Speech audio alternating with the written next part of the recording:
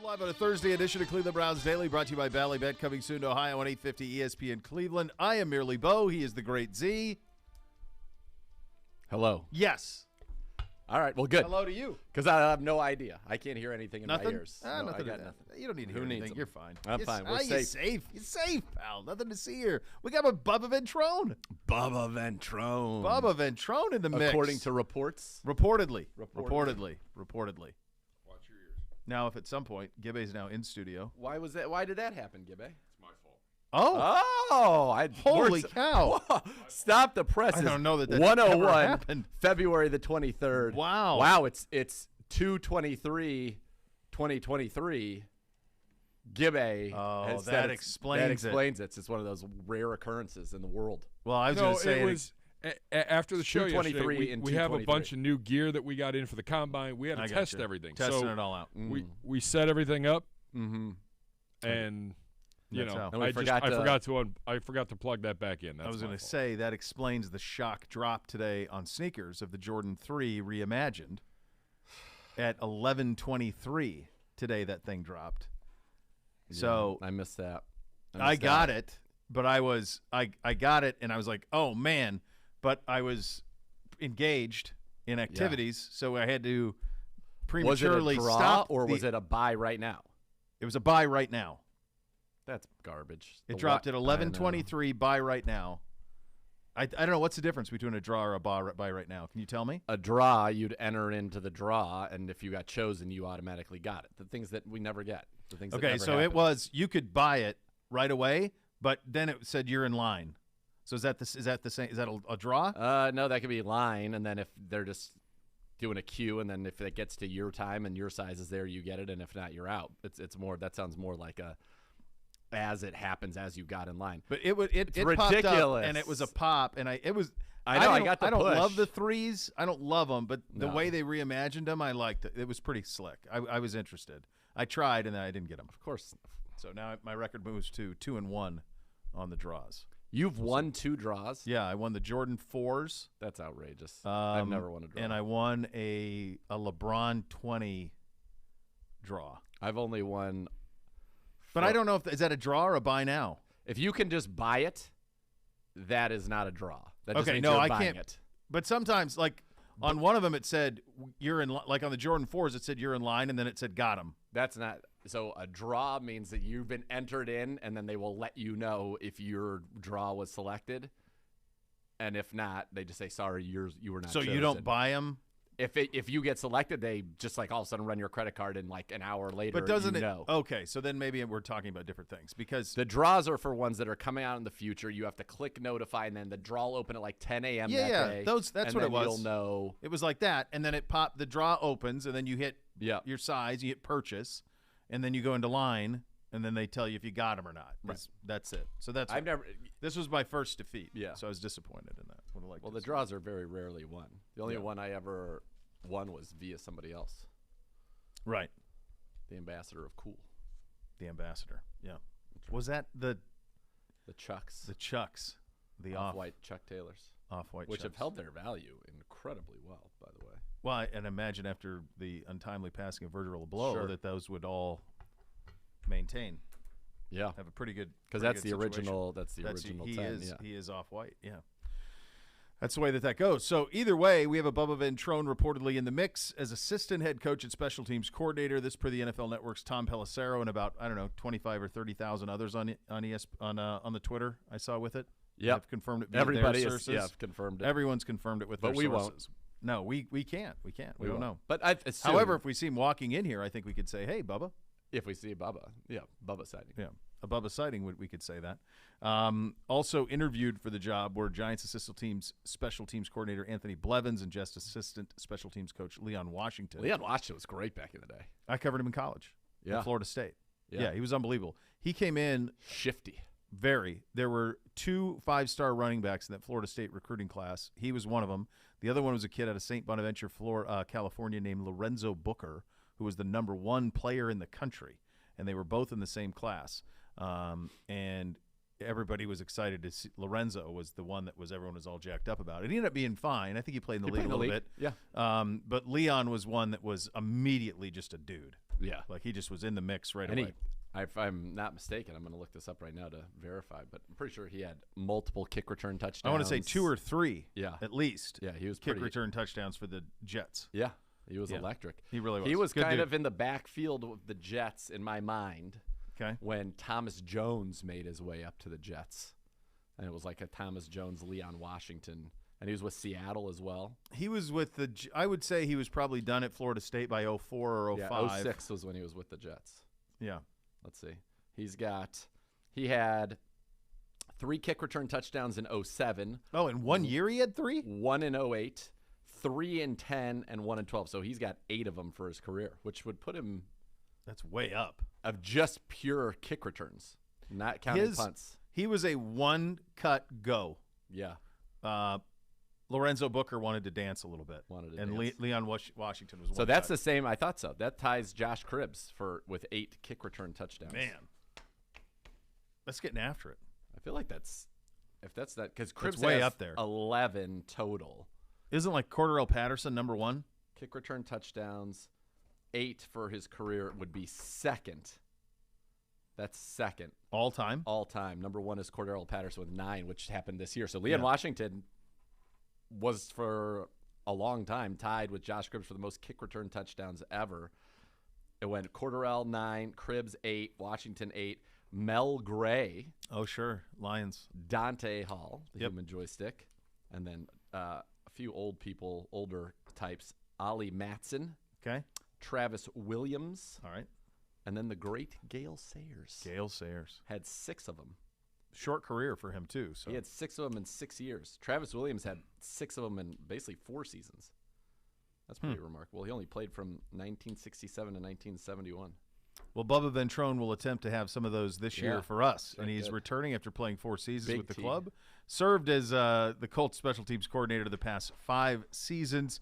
As we mentioned, others were interviewed for this job. In terms of where the Colts and the success he had, they found it with the special teams unit. Rick Gosselin's annual special teams ranking, Ventrone's Colt checked in at number 8. That was 10 spots ahead of us here in Cleveland. They led the NFL with a 27.8 average on kick returns. Dallas Flowers with 715 kick return yards. Began his coaching career in New England as a special teams assistant coach from 15 to 17 before joining the Colts. He was part of the Super Bowl winner in 16 and a runner-up in his final season. He has coached special team Pro Bowlers Adam Vinatieri, Stephen Gostkowski, Matthew Slater, and George Odom. Among those he has coached. How about the fact this guy's got I like this. I like his 3 teams. I don't know if somebody had to play for 3 teams in their career, I don't know if this would be 3 that I would like. If there's 3 that I would like more than Browns, Niners, and then Patriots in the glory days of the Patriots. I feel like that's a pretty good trio. That's a lot of winning because he's in, obviously the time when he was here. You're talking about in New England. That would have been obviously the peak. Yeah. Or that would have been in between, maybe, depending on when he was there. That could have been in between from the Patriots, because they went like 10 years between Super Bowl wins, didn't they? They did, but 07, if he started with them in 07. Yeah. And then the Niners, would he have been there when they played for the Super Bowl with Kaepernick and those guys? Born in Pittsburgh, PA, went to Villanova. Sure.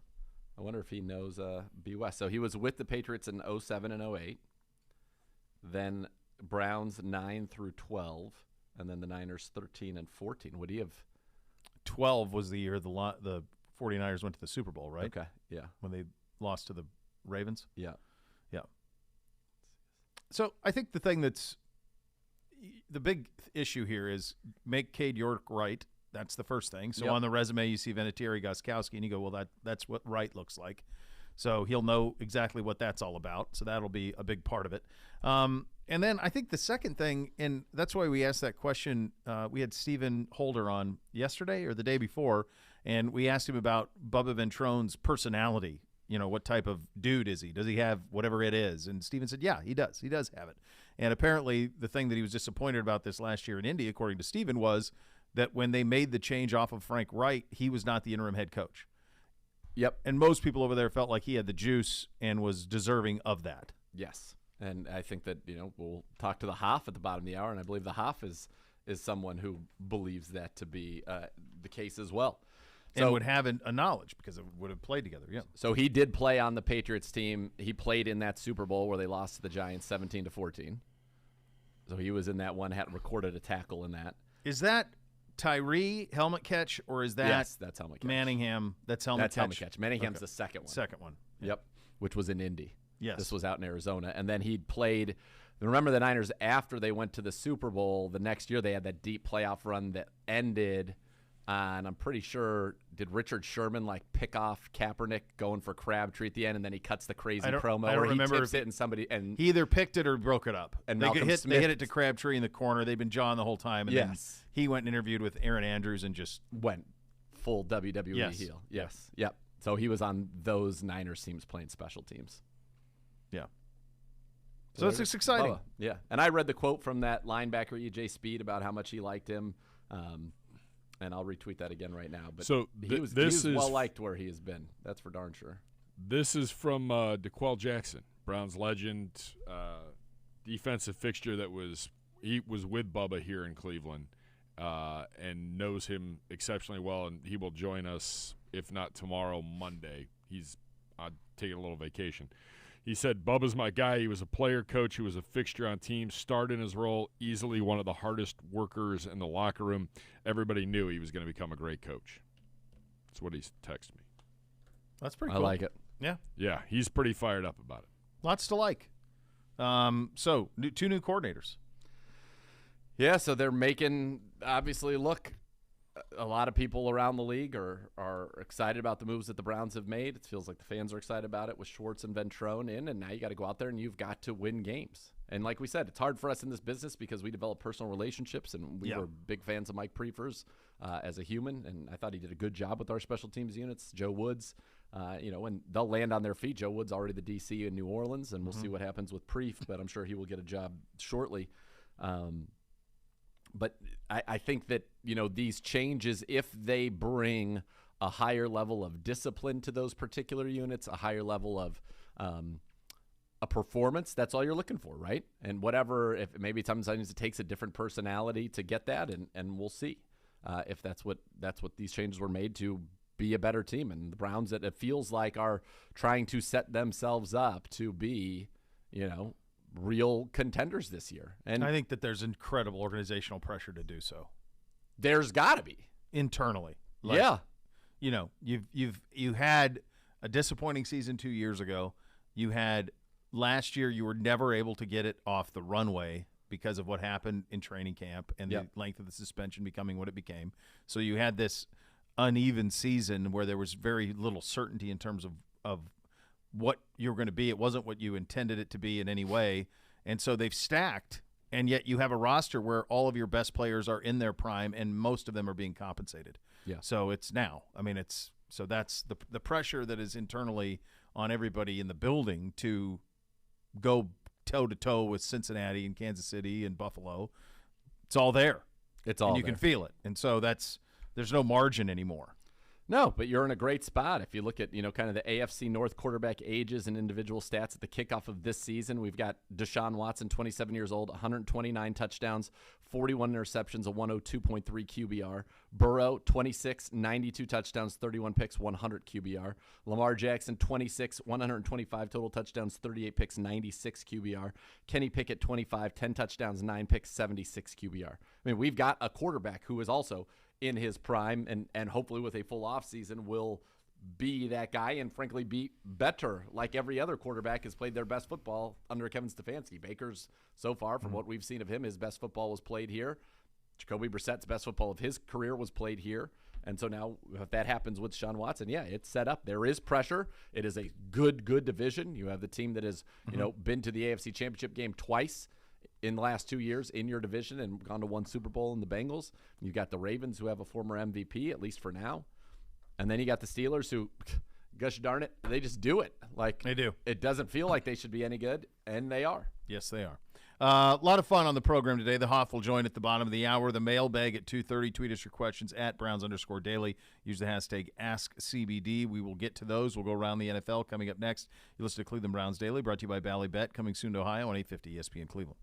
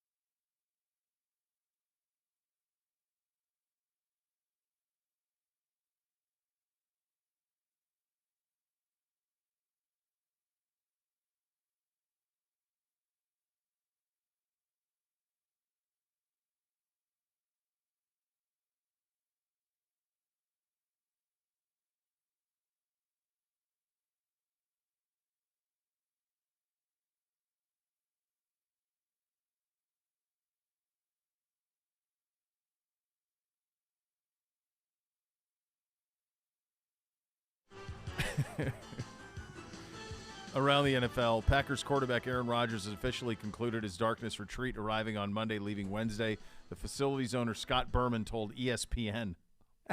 Why is this news? Who's that calling? Is darkness. Who's Scott Berman? Is it Boomer's brother? I don't know. Chris's bro is running a darkness retreat.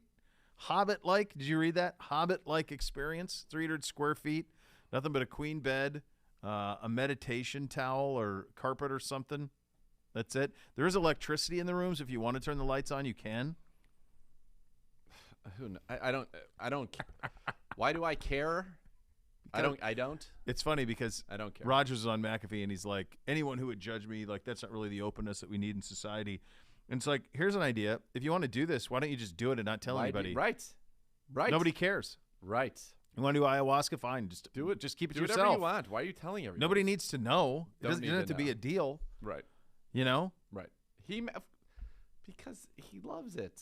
He loves it. He's got to. I mean, it's the only explanation. He loves all of this. It's like wearing a T-shirt to school that says I'm a bozo, and then when people start laughing about it, going, "What? What's so funny? What? Yeah. What'd I do?" Why you gotta call me a bozo? Yeah. Monday. All right. So Tom Pelissero saying on the Rich Eisen show that the Packers want Rodgers back. They had a good conversation after the season. So what? Free agent wide receiver Alan Lazard saying he's excited to see what awaits him in free agency. He noted he'd be what is that? He'd be boogie? I don't know what that means. Bougie. Bougie? I think that's what Gib. I think yeah. Is that bougie, Gibby? Is that a bougie? He'd be bougie in choosing his next, which means he's going for the money. That's what he's saying. He's going or for if the you money. live on the east side. He's saying it's. Is that the right spelling? Did you hear that slander? Bougie? Bougie slang for the bourgeois. Yeah, I know bourgeois, but Yeah. is that the spelling of it? I don't know. I've never seen it spelled. It looks like boogie to me. It looks like boogie. Looks like No, that. I think that's it. I Is think we it? copy and pasted it. Is bougie a real word? Is that you though? You're putting your own narrative on what was said. Like I can't imagine. But noted he'd be bougie. Did Alan Lazard That's a note quote. he would be bougie? It's You in quoted quotes. it. That was his quote. He said, "I'm going to be bougie." I don't think I've ever heard anyone other than you use it in a sentence. Bougie. I'm a trendsetter. You really well? Alan Lazard's following you around now. It's fine. Come on over. Jeff The water's Darlington. warm. Darlington saying that the Bucs are going to go with Kyle Trask as their Week 1 starter, and they believe he's the best quarterback in the division. So is that, as of right now, it's probably possible. Well, Carolina doesn't have one. They don't have one. Oh, I guess they have Atlanta's got Darnold Ritter. still. Atlanta's got Ritter. The Saints have. The Carolina's got the kid from Ole Miss who But got he broke hurt, his foot. Matt Corral. Yeah. And then the Saints, who do they have? Is Jameis still under contract? I don't even know if anybody's under contract there. Yeah, I don't know. Yeah. Yeah. The Rodgers, you think I did see, I want to say it was Schefter saying that Rodgers, they expect there to be something in the next week on him. But he'll be back. Huh? Yeah. You got 3 choices. You stay, you retire, or you force a trade. That's it. Sort it out. That's the list. Cardinals owner Michael Bidwell believes quarterback Kyler Murray will return earlier than his mid-season on his recent episode of the Dave Pash I didn't podcast. realize Dave Pash had a podcast. I didn't realize Dave Pash had a podcast. I didn't Well, realize. he's the voice of the Cardinals. Well, there you go. So I was Yes. just going to say, that's how does he end up getting the Bidwell interview, and that explains it. That He's the explains voice. it right there. Yep. Go ahead, Gibby. No. I was just saying yes. No. Mhm. I was just saying yes. That's right. I like that. Yep. Doesn't it feel like maybe it's where Jacoby goes? Does Jacoby go and start the season with Drew Petzing there? Would make all the sense in the world, wouldn't it? Although I feel like if I'm Jacoby, I'm probably like, I feel like I could play 17 games somewhere. Well, who's going to offer him that? If the Saints don't get You know, one the of the pro- people the they pro- want. The problem with Jacoby is he's too good if you want to be bad, and he's probably not good enough to elevate. So that's the tricky spot. If we hadn't bungled things on teams and defense early in the season, played very well. we could have led this team to the playoffs with no question in my mind. But it's also this is a ready-made roster. Totally. And he didn't elevate it, but he maintained it. So that's the tricky thing of he played very well. Yeah, top 10 Make no offense. mistake. Yeah, right. Make no mistake. Played very well. Yeah. But it's also true that he's not somebody who is going to elevate you into. I mean, I don't think that's being disrespectful. I think it's kind of known that that's what he is. So the problem for him is, for the teams that want to be bad, he's too good. Yep. So that's where it's tricky. So you're right. Like one of those NFC South teams would make sense. I think you nailed it. Arizona's the best possible because they want to be relevant when Kyler gets back. It's very similar to here last year with Watson. So if he could go out there and run it for – now I wonder whose offense are they running. Is it Petzing's offense? So that's the offense they ran a year, right? Yeah, that's right, because it's a defensive coach. Defensive coach, yeah. It's Petzing's offense. Petzing's offense, which is, I suppose, whatever amalgamation of Stefanski's offense. And whatever he's gathered throughout his journeys. That's a big job, man. That is a big job. And they're getting rid of DeAndre Hopkins. Right. Yeah. And you got a temperamental quarterback who's how he is. Doesn't have the best study habits. That's tricky. Franchise quarterback, man. That's why I wanted the job, man. Yep. So there you go. Yeah. No, but I think you nailed it. I think that seems like the perfect spot for Jacoby because who knows how long he will be out. Netflix, in partnership with NFL Films, 2 p.m. Productions, and Omaha Productions, there's Peyton Manning, announcing a new docu-series premiering this summer, Quarterback. The series follows Patrick Mahomes, Kirk Cousins, and Marcus Mariota, who were mic'd up for every game this past season. Well, first of all, this is a hell of a threesome. Odd. You got Mahomes. Could have been just done that. Cousins, I think, will be fascinating because of all the reports that he is kind of a strange guy. Yeah. And then Mariota is going to be interesting, where he actually played. He left pretty well, and then they're like, "Yeah, we're going with Ritter now," and he's like, "I'll see ya." So I hope we get the access to that. I just wonder what the access is. Is it like is it full access? Like every time they're at the facility, they're on a mic? I don't know. Or is it just through the games? I would think, like Hard Knocks style. Yeah. I wonder how they settled on those three. Maybe you're right. Once you have Mahomes, like just stop. Cousins, I think, will be real interesting, and they had some crazy games, and we're going to get all the flight stuff and all the Captain Kirk. That's going to be great. I think the Mariota stuff's fascinating too. That's from the standpoint of just leaving. Like I'm for all of it. Yeah, I'm just curious what their access is. So this is all the golf one is like this. This is all off the what has happened with the F1 series. What is it? Drive to Survive or whatever it is. Like they put that. Driven or something like that. There's actually a movie, Driven, I think, that was about F1 too. It should be. It's a great name for it. But there was that series kind of launched F1 in America. Yep. In terms of the popularity of the sport, where people got access to these drivers and got to know their personalities. And I think they're doing one with tennis. They have the golf one that you watched the first few minutes of, which is the perfect time to start that with the Live PGA drama. So that could be a great one. And now they're trying their foray into this. I think the NFL doesn't need any of this from a popularity standpoint, but I think any sport that does, here's a little lesson for you sports leagues people out there. Let us know the people. Yep. There's value in that, man. Yep. Like sometimes I think, and this is the extreme level, but I think sometimes we're so fearful. We want to close everybody off and give them nothing. And it's like, you can benefit a lot by letting people know you a little bit. Well, I think that's part of my issue with the way that a lot of things are done with coaches, athletes, teams in PR is that let's give nothing, let's say nothing, let's do nothing. I think there's benefit to inviting people in to let them know that you are human, to know your strengths, your weaknesses, your ups, your downs, and feel with you, because then they have a connection to you. That's why for us, take the recent changes that have been made here. Oh, fire Joe Woods, fire Mike Prefer. Well, it's easy to say for people that don't know them as people. Correct. And it's just like, that's it. I've solved it. They're the problem, even though they didn't blow the coverages or miss field goals or not recover onside kicks. You just say that. But I think that's to your point. They become much more compelling when you know them. Then you root for people in different ways when you know them and you care about them. Yeah. So I think it's genius. I'm pumped. That golf thing in 8 minutes. I was like, oh yeah, I am. Who do they have? Who are they following? Starts off the first 8. Well, what I've watched mostly. So it's Justin Thomas, Spieth, Rory. Oh jeez. Koepka. Oh god, they got everybody. Tony Finau. Yeah, you had me at the first 3. Yeah. You got a lot. You got Thomas. I mean, first thing that's where all Thomas Spieth and their whole life they played against each other since they were in high school. Yeah, Thomas Spieth, Rory, Koepka amidst Liv and all that. Well, and then that's sold. all going to come out in this show is the people leaving for Liv and all that. Speaking of golf, did you see that the Masters apparently you can order like all of their food that they serve, like the egg salad, pimento salad. Yes, they will ship it to your home. The barbecue, all of it. They'll ship it all to your house, ready to go. My hunch is that food is charming when it's there, but the rest, I would never order any of that stuff on a menu. Let me tell you something right now. But if you ever go, there you're is gonna not have to have a sum.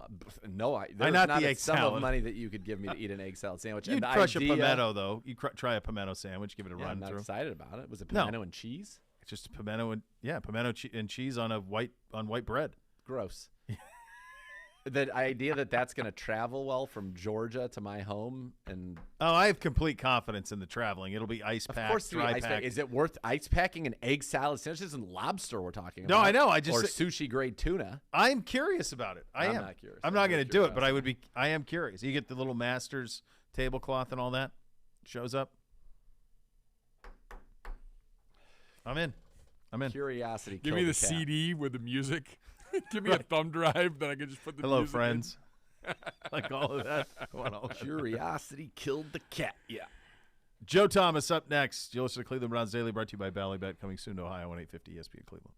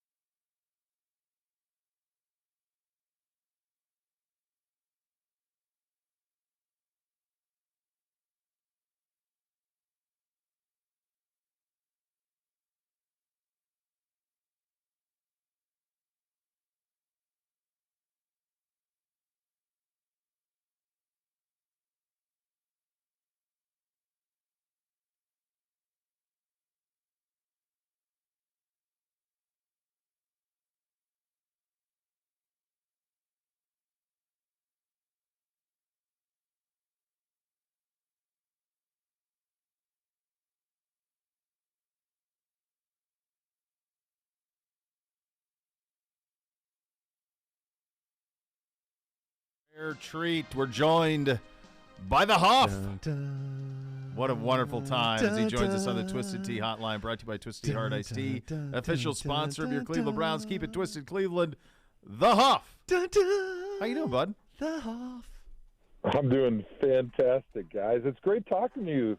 It's been too long, my friends. It has. Huff, I just want to say this. Don't take any offense. Can't find a spot for you on my team. Sorry. You're good, but I'm sorry. You bozo. Not on my team. You bozo. He goes, that's awesome. You bozo. Oh, man. I think you could maybe be a holder a holder for our kicker on my team. Don't be offended. We got a Don't spot be for you as offended. a holder. We could pay you $75,000. That's it. Yeah, Hoff. that's it. Sorry. Man. Yeah, that was great. The last thing I told him is, hey, you were a good receiver, but you couldn't be a receiver on my team, but you could be a blocking tight end in special He's situations. big. He's big enough now. Although you're kind of expensive. Yeah, he's big enough now. The funny thing is, yeah, he's big enough. I was blown away. First of all, as everything was happening, I had this moment where I didn't know what to say. Yeah. So you kind of forget exactly how it went because you're so hot. Yeah. You don't really know what happened. And one of my buddies at ESPN Wisconsin, they were joking about it the next day, and they sent me the clip because obviously Keyshawn, J. Will, and Max didn't put it on their social because I'm sure the producer was a little embarrassed. But he sent it to me, and then I realized he told me that I was too expensive also. That's right. In the interview. And I didn't hear that the first time because I was so blown away. So not only could I not play tackle or center on his team, but I was pretty expensive. It's too expensive to make the cut. But either way, he's my blocking tight end on my all-century team, on my all-decade team now. I also find I think you're really landing the plane on a bit when it's neither funny or people are aware of it. Yeah. I think that's great a great anytime. I'm sure Lauren Michaels at SNL is like, hey, we got this great gimmick. Listen, it's not funny and nobody understands it, but let's keep doing it. Right. Yeah. And if it bombs, we're just gonna say, but it was a bit. You don't get It's it. a bit. You don't get it. How dare you? Yeah. Yeah, it was definitely worse, by the way, I'd read about it. We had communicated, Hoff, and then watching the video once he posted it, I'm like, I feel right now would, and certainly we would all be in your corner, but I'm ready for pay-per-view, Hoff, Mishan. I think that's a pretty man. quick. It's a quick and decisive. He's going to end up in some Hoff beef. That's right. We're sending him to the hamburger shop. He's going to be on the table for the kids. By the way, real quick before we get into Yeah. fun, I need. How do we get on a Hoff beef mailing list? I mean, yeah. I feel like. Are you to that point in the operation, Yeah, Hoff? when's doing Hoff beef for the people? Are we doing some Yeah, we can buy a yeah. half side of beef type situation? Now we're talking. Yeah, as you know, Bo, the beef situation, there's a lot of logistical difficulties because you got to get it slaughtered in a USDA certified facility, and then everybody that touches it has to, be certified, and then the shipping has to be refrigerated, and so there's a lot of things we're working out right now. But I'm very excited that hopefully at some point I can send you fine gentlemen a quarter beef, and you can enjoy the finest Hall of Fame beef that money can buy. Can we put little gold jackets Yes. on them Oh. when they show up? It little should come in jackets. a gold wrapping. Gold wrapping. Yeah, like a Wonka bar. Oh my gosh. Little gold wrapping, Yeah. and you get the Hoff beef. With a Hoff logo on it. Yeah, like Get a your sticker. attorneys on guys that, are Hoff. hired. Yeah, gold wrapping, and it's My new closed with marketing a Hoff, director. a Hoff Hoff sticker. support. Your Yeah. logo, your Yeah. Hoff logo. Love Yep. it. Oh God. Epic. I I'm mean, in. I think we have Pay us in beef for these great ideas. absolutely. You Yeah. got the gold. You got the gold jacket packaging, Hoff Yeah. beef. You also have Iron Man beef. Oh baby. I mean, there's a lot going on here, Hoff. I think. I mean, a lot of possibilities. Oh baby. I look forward to this. Same. Yes. Yes, logistically, it's there's a gonna lot. be great. When you start trying to sling beef around there's a lot going on. I know from my To days Hoff's with points. those brown Yeah. spots. I had no Browns. idea either. Selling across state lines, there's new challenges and stuff. Because a lot of my smaller farmers that have 50 head or less, they're just selling to people locally, like on Facebook, right? They're selling a quarter beef, and then they send it to the production facility, and the person that buys it just fills out the cut sheet, and they get it all cut and wrapped and whatever. But sending it across state lines, now all of a sudden you have different regulations. So it's definitely been one extra thing on the plate when the Hall of Fame has already absorbed a lot of my time, but I am not complaining one bit because it has been all awesome. Yes. It has. But have you seen Smokey and the Bandit, Hoff? The movie? I'm ashamed to say I need to watch that I think tonight he's now that too you well. said that. He's too young. Well, yeah, he is a little too young, but I think once you watch it tonight, you're going to get your answer to taking things across the state line. That's right. You're gonna sort, Yes. I Burt know Reynolds that. is going to sort that out for you. God rest his soul. He'll sort that, taking things across the state Excellent. line. Before we get into Bubba Ventrone, We've done 5 before we get into anything. well, I love talking to it's the the Hoff. best. Oh my God, this There is are other great. things I want to talk to him about. Of course. What is? Has it settled now, or is it now okay, I'm back?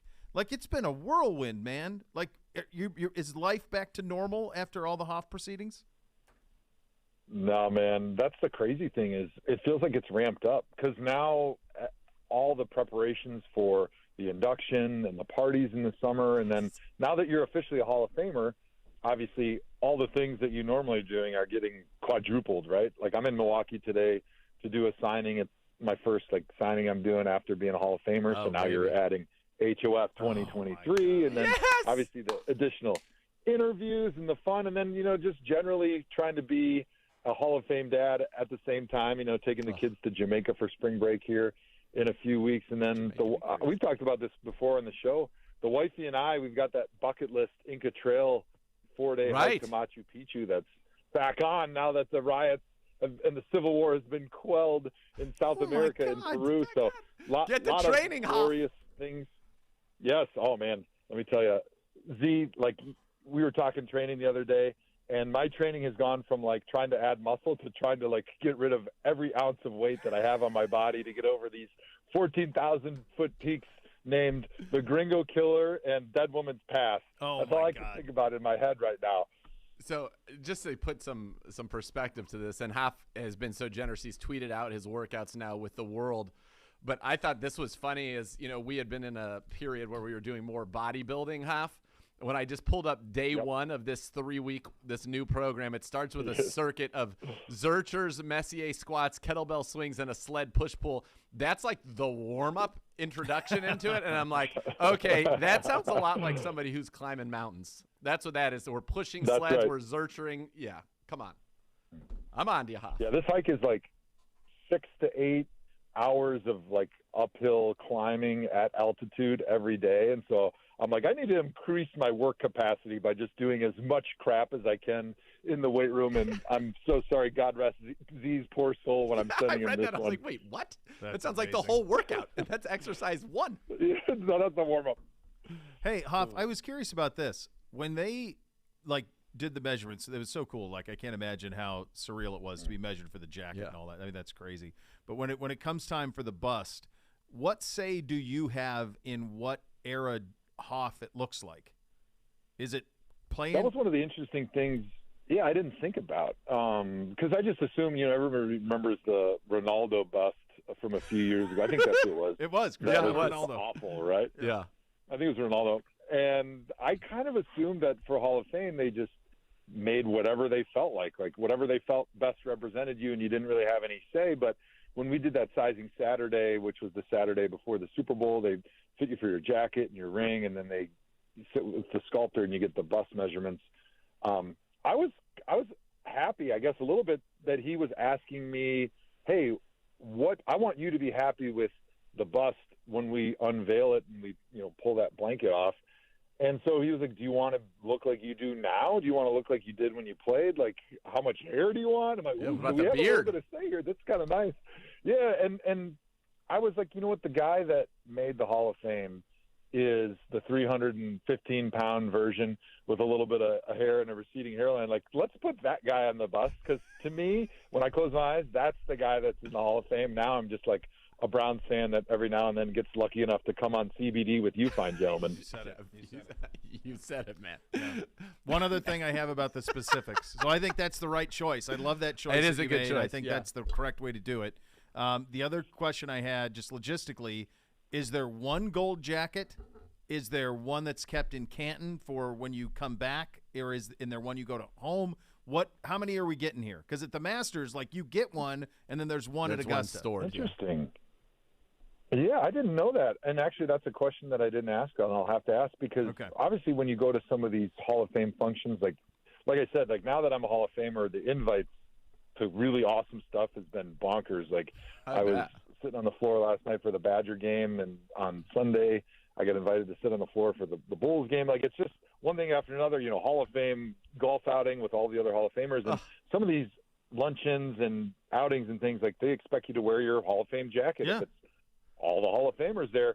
But what happens if you're in Canton and the jacket's somewhere else and you've got a function there, or they're going to put it on display? I wonder, do they give you two to allow you to have multiple locations if you have to be in a bunch of different places, or if they want to display one and you got to wear one somewhere else. So I'll have to follow up with the fine folks down in Canton on the Hall of Fame jacket proceedings. Got to be two. Well, I think I'm just going to go ahead and speak as for me. I would think you need one that's just constantly somewhere that whenever you go to Canton, one in Canton. One's so in whenever you show in Canton, for Canton, sure. here's your coat. When we're ever doing a Hall of Fame stuff, you don't have to worry about traveling with it. And then I think you probably should get 2 or 3 for your own, because like I picture the Hoff sitting down, great goblet of delicious vino, Hoff baby. prime rib, feasting. You got to have a feast in the gold jacket. But you're going to do some extracurriculars in the gold jacket. So Like we a need Christmas a backup. dinner the Right. first year. Like, Yeah, don't you of just course. walk out Yes, in it? of Only the course you jacket. do. Of course you do. I want to see operating heavy machinery in Yeah. it. Like,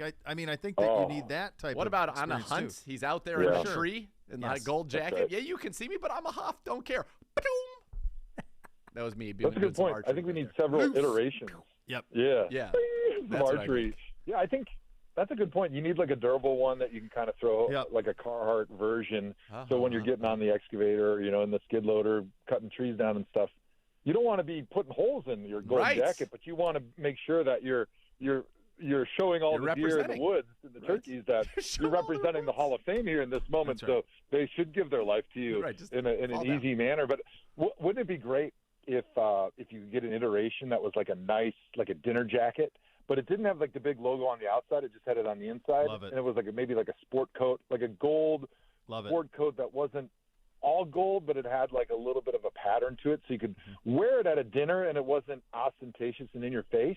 But with your friends that knew, you could kind of show them the inside, and it had like the big patch on the inside, and it had your number. Now that would be sweet, because then you could enjoy some fine feasts and some goblets of vino. I mean, that would be I like killer. it. I got to talk. I got a lot of things I got to Hold take on. notes So here you to talk to craft the people this, down in Canton. make it in the exact gold, but have the lining of the coat be a custom pattern with the Hall of Fame and whatever else you want in there, whether you want your Hall of Fame logo, Cool. the real Hall of Fame logo, both of them, all of that, your real number, your Hall of Fame number, 369, whatever. You can have that in there. And then what I think would be cool is if in the pocket square, they make them now where the lining of the pocket square, you can pull up to turn it into a pocket square. That just pops up the Hall Yeah. of Fame logo. We want to be I like, like it. oh, Oh, yeah, boy. here's what I'm doing. Boy, we got, a Oh, lot to done. sort I feel like we Oh got my a business to start operating here. The Yeah. Hoff, Yeah. Hoff Enterprises Dude, over here. I'm talking to the suit lady today. We're making that happen. We don't have to go through the Hall of Fame on that one. No, you got to just make sure you get the exact color, and then you can That's done. you can go from there. Do you get to see the bust at all, even a computer version of it, prior to them unveiling it? Yeah, it's hard to explain like the busyness that happens now between today and the induction this summer. But one of the things I have to do is once the sculptor who's in Utah kind of gets like a rough clay model of your bust, you go there and then you sit with him basically all day, and he just kind of looks at your face, and then he fills in the details, and then you give him a little bit of feedback. And then from that moment, he takes it and turns it into bronze. And I don't think you see it from that moment, but you get a chance to see the rough clay model to make sure that you're kind of happy with the way everything is. Like, has it dawned on you that there will be a bronze bust of your face and head that will be immortalized, that every fan of football forever will make their Mecca someday to the Pro Football Hall of Fame? They will go into the Hall of Busts, and you will be right there smiling at them. It definitely has not. I mean, there's been a lot of moments where it started to sink in.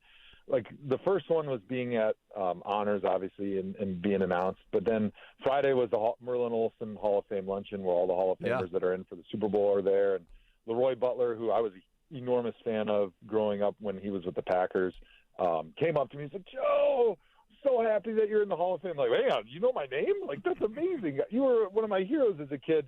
And seeing all those Hall of Famers stand up and give you a round of applause when you got announced was just – it was a moment that you get weak in the knees, and it starts to sink in a little bit when you sit down with the sculptor. And I think as we get closer, it might sink in a little bit more. But the idea of like having a bust in Canton that'll be there forever, if my kids, when they're older, want to go see it or something, I don't know if that ever sinks in. I don't know how it could. I mean, it feels like that's something that happens to like presidents and stuff. As I worked in D.C. Yeah. Have you been? When's the last time you were in the hall where the busts are, Joe? Have you been? My rookie year. So, okay. Yeah, I have not been in there since then. The Browns took us down there in the off season before my rookie year. So right after we got drafted, kind of when we were out there during the rookie minicamp OTA period. But that was the last time. So I'm sure it looks way different now. Yes, it's awesome. Obviously, a lot of different faces that are in there. It's unbelievable now, and it is moving. Yes. When it's not, when you're just a fan of the sport, it's moving to see like Papa Bear Hallis and Paul Brown looking at Otto Graham and Dante Lavelli and Jim Brown, and I mean it's just a stunning thing to walk through. So it's Kevin Green. It's unbelievable. Kevin Green is electric. His is unbelievable. I would say his is great. His is all time. Who's the craziest person I'm that's really? Go ahead.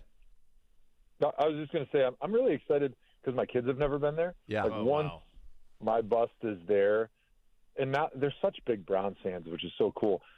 I'm excited, and there's so many Browns that are in the Hall of Fame to go and almost have it like a little scavenger hunt because I don't think they put all the Browns next to each other. No, so to be able to go through and kind of to be able to tell my kids the history of the franchise through the Hall of Fame bust is like one moment that I'm so looking forward to doing. So they have these incredible touch screens, and you can search by team, and then it'll show every player from each team that's in, and they have a vignette of every player, and then it will tell you where the bust is located on the wall. Yeah. So you can sit at this thing, and you can point to everybody who played for the Browns, listen to the vignette on who they are, and then walk to the bust. It's really awesome. It's awesome. I don't know what it was, but Donovan and I did like I don't know if it was a schedule release show or something from the Hall of Busts. That. Yeah. I don't remember what it was, though. It was last year, wasn't it? It was during COVID, I think. Oh, yeah. It's unbelievable. It was it was cool. It was powerful. What's the craziest thing that's happened since? Like, craziest person who's reached out? I'm still holding out. The Rock, I feel like, is going to beat your door down to want to induct you. That's my vision. Yeah. That's a good one. I think after it was announced that I made the class, I haven't talked to Peyton since I retired, and he reached out to me, which was really cool. Obviously, one of the all-time greats in the game and a guy that I was friendly with during my career. So just that he notices, to me, that was really special, right? Because you hold those guys up on such a pedestal, and I still think of myself as the kid that's a college kid from Wisconsin that can't wait for his $10 per diem after the game to go drink some beers with his buddies. And like to have Peyton be like, "Hey, congratulations, man! You're in the Hall of Fame with me." That's one of those weird moments. That's wild. Just really cool. It's awesome. Hoff, reportedly, we did have you on. We did Bubba Ventrone. Reportedly, Bubba Ventrone coming into the mix. You know him. Yeah. What can you tell us about him, the man? Unbelievable teammate. Incredible study habits. Like he came from New England, and when Mangini was here, I forget if he came like through the Jets or if he came right from New England. I don't remember how we got him, but he was kind of a special teams guy. Incredible speed. He was like a little Mighty Mouse, like unbelievably strong. We had a couple different packages for him in the secondary because he was such a big hitter. He was so fast, and he was so smart.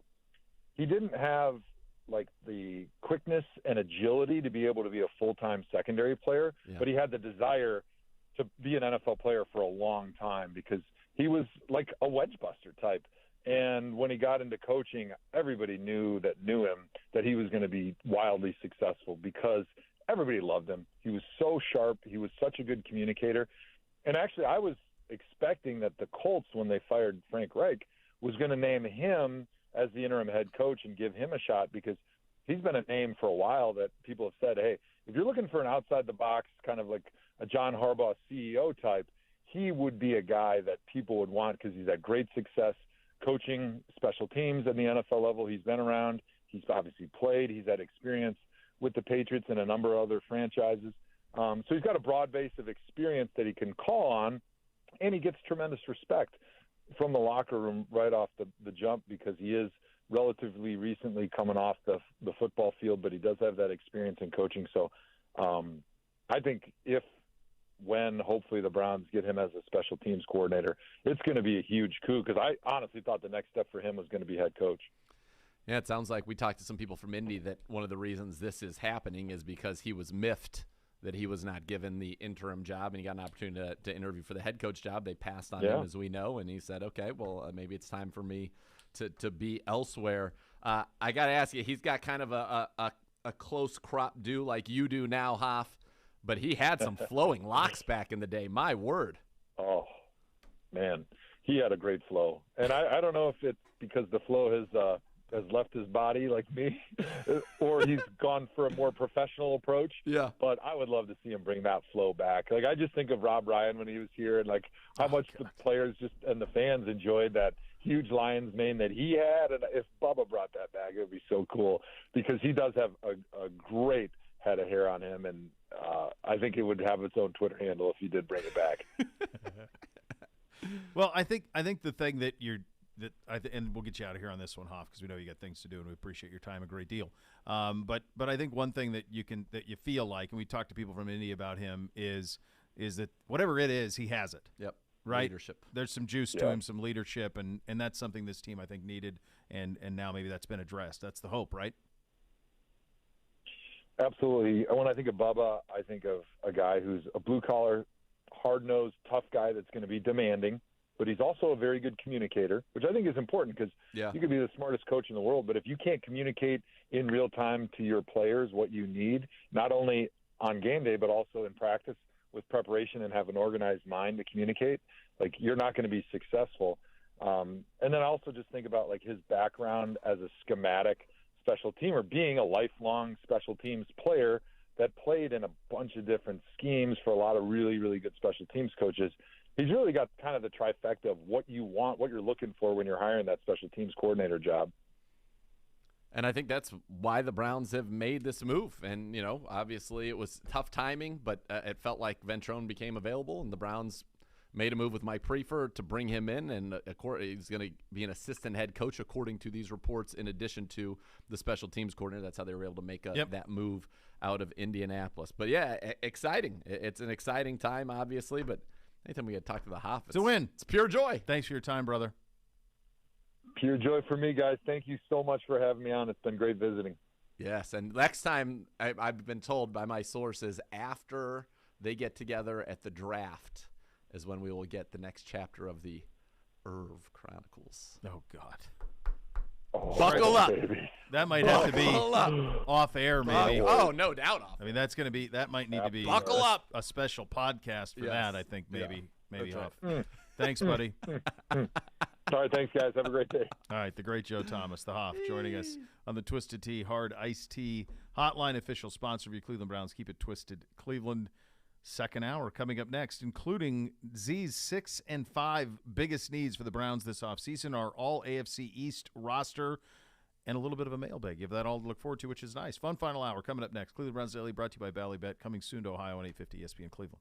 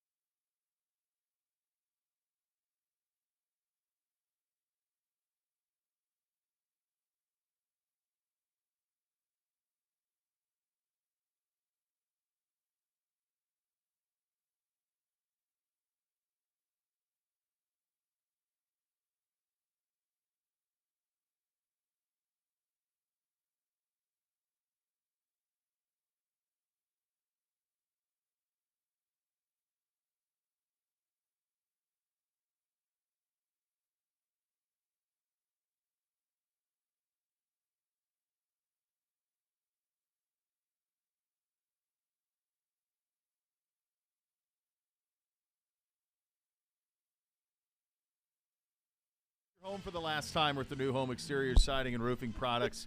Don't spend all day with high-pressure sales guys. The team at Renew Home Exteriors won't waste your day with hours of negotiating the price of your project. Just an upfront, fair price to make your project easy. Modernize your home with premium siding ranging in every style and color.